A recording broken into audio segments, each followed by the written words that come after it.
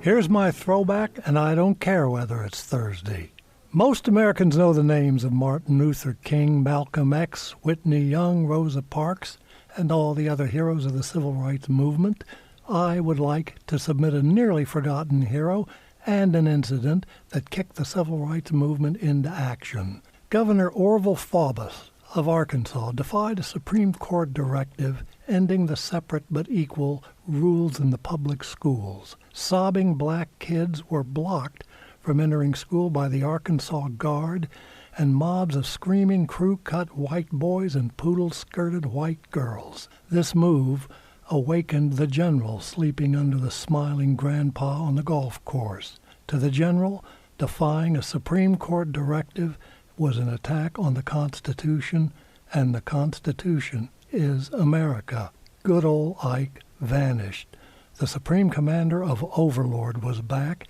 Eisenhower deactivated the Arkansas Guard and activated 101st Airborne Battle Group and sent them to Little Rock with loaded weapons, fixed bayonets, and orders to escort black children to school and guard them. The Defiance collapsed. I love those photos of the screaming eagles confronting those cowering and sniveling crew cuts and poodle skirts. And I do not recall the 1950s civil rights movement having such a ferocious champion. But as his close associates knew, Ike's genial surface was a false image that hid a vicious temper and a secret aim in stopping the Cold War from turning hot.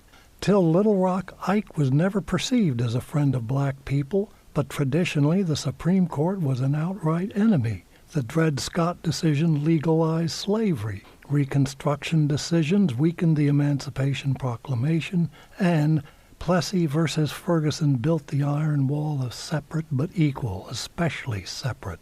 Ike made it clear, for the first time since Lincoln, the federal government meant business on civil rights, and I think he deserves a more prominent place among the other heroes. Thomas Page is the author of the sci-fi cult classic The Man Who Would Not Die, and co-host along with Cheyenne Cockrell on the Get Published radio show with your host Gerald Everett Jones.